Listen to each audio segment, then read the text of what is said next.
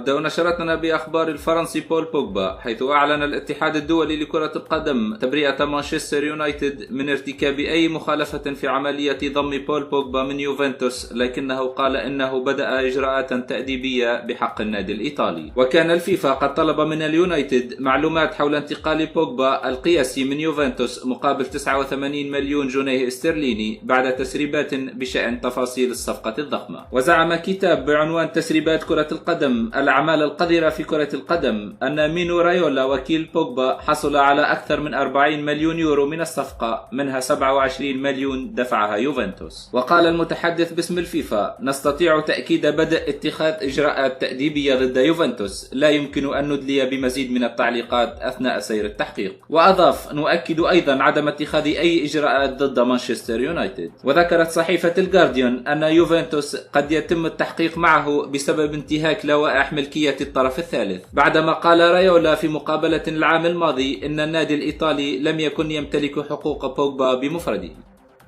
وننتقل إلى إسبانيا، حيث دخل اسم جوزيه مورينيو المدير الفني السابق لنادي ريال مدريد ضمن قائمة المطلوبين من قبل الحكومة الإسبانية بتهمة التهرب من تسديد المبالغ المستحقة لمصلحة الضرائب الإسبانية. صحيفة ماركا تقول أن المدرب البرتغالي الذي يتولى حاليا تدريب نادي مانشستر يونايتد الإنجليزي يواجه تهمة التهرب الضريبي في الفترة ما بين 2011 و 2012 عندما كان مدربا لريال مدريد. وذكرت الصحيفة المدريدية الشهيرة أن المدعي العام الإسباني قد تقدم بدعوى قضائية ضد المدرب الملقب بسبيشيل وان بتهمة تهربه من دفع مبلغ قيمته 3.3 مليون يورو للهيئات الضريبية. فيما أشارت ماركا إلى أن المدعي قد كتب في بيانه أن مورينيو قد فشل في الإعلان عن حقوق الصورة الخاصة به في تصريحه للضرائب الإسبانية في عامي 2011 و 2012، وذلك بهدف تحقيق الربح غير المشروع. وكان مورينيو قد واجه تهمة سابقة بالتهرب الضريبي عام 2014،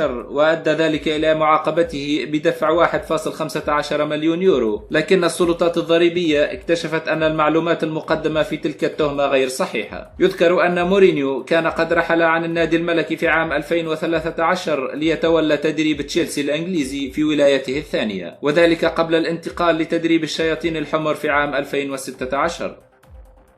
وننتقل إلى أخبار الانتقالات الصيفية، حيث ينوي نادي باريس سان جيرمان الفرنسي التحرك بقوة خلال الأيام القليلة القادمة من أجل حسم رغبته الكبيرة في التعاقد مع اللاعب كريستيانو رونالدو مهاجم ونجم ريال مدريد الإسباني خلال فترة الانتقالات الحالية. صحيفة ليكيب تقول إن إدارة نادي العاصمة الفرنسية يجهز العرض الذي ينوي التقدم به لإدارة النادي الملكي من أجل إقناعها بالتخلي عن خدمات رونالدو هذا الصيف. وذكرت الصحيفة الشهيرة أن سان جيرمان لا ينوي الرضوخ للشروط المالية لريال مدريد من أجل التعاقد مع المهاجم الدولي البرتغالي، حيث يرغب الريال في الحصول على ما يقارب 220 مليون يورو للموافقة على رحيل الدون عن ملعب سانتياغو برنابيو. فيما أشارت ليكيب إلى أن العرض الذي سيقدمه باريس سان جيرمان يقدر ب 132 مليون جنيه استرليني، أي 150 مليون يورو، حيث لا ينوي دفع أكثر من ذلك في لاعب أصبح في عمر 32. ولا تزال إدارة باريس برئاسة القطري ناصر الخليفي تفاضل بين التحرك لضم رونالدو أو التحرك للظفر بخدمات المهاجم الشاب المتميز كيليان مبابي نجم موناكو الفرنسي. يذكر أن المهاجم الدولي الفرنسي صاحب 18 عاما يعتبر الهدف الأول لريال مدريد من أجل تدعيم خط الهجوم في حالة رحيل رونالدو أو